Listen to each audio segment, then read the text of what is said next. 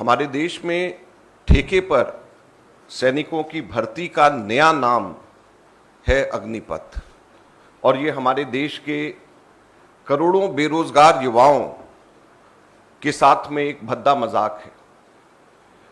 हमारे सरकारों के अंदर कुल मिलाकर के 62,29,000 रिक्त पद, 62,29,000, जिसमें भारतीय सेना अकेले के अंदर 2,55,000 रिक्त पद, सेंट्रल आर्म्ड पुलिस फोर्स के अंदर 91,929, लगभग 1 लाख रिक्त पद, स्टेट पुलिस फोर्सेस के अंदर 5,31,000 के करीब रिक्त पद, रेलवेज के अंदर 2,66,000 रिक्त पद हैं, और सभी अगर और भी सब मिला लें तो लगभग 62,29,000 रिक्त पद।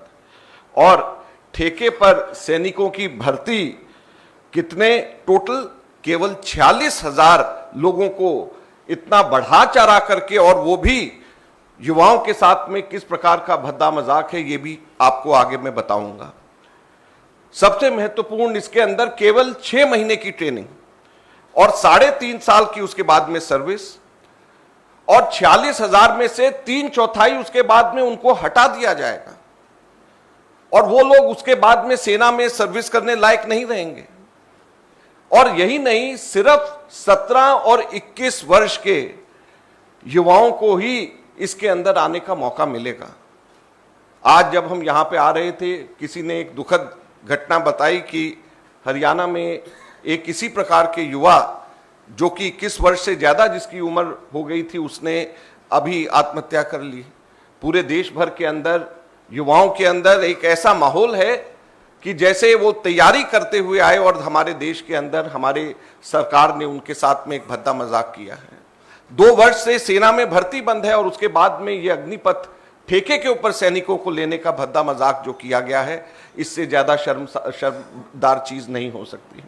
सैनिकों के लिए 4 चीजें सबसे जरूरी होती हैं, जैसे अभी चिदम्बरम साहब ने बताया। सबसे पहले हमारे सैनिक प्रशिक्षित होने चाहिए, फिर संतुष्ट और खुश होने चाहिए, तीसरा प्रेरित होने चाहिए, और चौथा सुरक्षित भविष्य उनका होना चाहिए। ये हमारे सैनिकों के अंदर होना चाहिए। लेकिन क्या वो प्रशिक्षित होंगे सिर्फ 6 महीने की ट्रेनिंग के साथ में? क्या वो संतुष्ट होंगे? केवल 30,000 रुपए शुरू की तनख्वाह मिल रही है, और उसके बाद में मात्र 30,000 से 40,000 4 साल के बाद में उनको तनख्वाह होगी। क्या वो संतुष्ट होंगे? क्या वो प्रेरित होंगे? जब उनका कोई अपना यूनिट अपने के अंदर रहने के लिए नहीं होगा, अपने साथियों के लिए लड़ने के लिए, उनके लिए जान देने के लिए नहीं होगा, तो क्या हम अपने सैनिकों को इतनी प्रेरणा के स्रोत, इतने प्रेरित हम कर रहे हैं अपने सैनिकों को? क्या उनका भविष्य जब सुरक्षित नहीं होगा, जब उनको पता होगा कि हर 4 में से 3 लोग नौकरी में आगे से नहीं रहेंगे, तो क्या उनका भविष्य सुरक्षित रहेगा?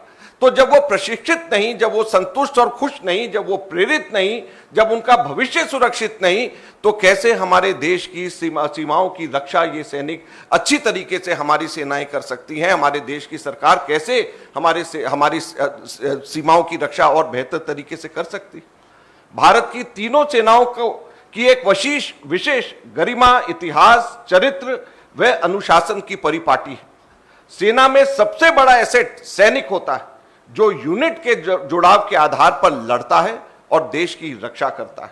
सैनिक के बलिदान की भावना, जिसे नाम, नमक व निशान के नाम से जाना जाता है, वह सालों के जुड़ाव से पैदा होता है। एक अनुशासित कमान में हर कुर्बानी देने वाला फौज के लिए परंपराओं का यह जुड़ाव उन्हें एक परिवार बनाता है, तथा उस मार्ग पर चलकर वह देश के लिए सर्वोच्च कुर्बानी करने को सदैव तत्पर रहते हैं। क्या 4 साल के कॉन्ट्रैक्ट भर्ती के सैनिक इस परंपरा, परिपाटी, जुड़ाव व अनुशासन की भावना अपना पाएंगे? क्या इतने थोड़े समय में यह संभव हो पाएगा? इसलिए हमारा यह कहना है केंद्र सरकार को कि इसको एकदम से तत्काल प्रभाव से अभियान में रखें, इसको अभी साइड पे रखें। सभी लोगों से, जो हमारे सेनाओं के रिटायर्ड लोग हैं, उन लोगों से और विशेषज्ञों से बात करें, और बात करने के बाद में ही इसको आगे लेकर के जाएं। ये हमारा कहना है। अव्वल तो इनको लाने से पहले ट्रायल इसका एक हिस्से के ट्रायल पे करके फिर इनको बड़े स्केल के ऊपर लेकर के आना चाहिए था। बातचीत करनी चाहिए थी, जो इन्होंने हमारी सरकारों ने बिल्कुल नहीं करी है और बगैर बातचीत के, बगैर सलाह मशवरा के एकदम से देश के ऊपर थोप दिया है। और साथ ही साथ में हम देश के युवाओं को भी ये कहना चाहते हैं कि वो हिम्मत ना हारे, हताश ना हो। कांग्रेस पार्टी, हमारे नेता राहुल गांधी और कांग्रेस पार्टी उनके लिए ये लड़ाई लड़ेगी और पूरी ताकत से लड़ेगी, सड़क के ऊपर आकर के लड़ेगी।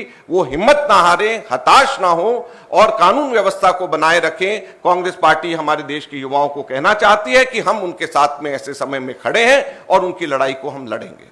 धन्यवाद।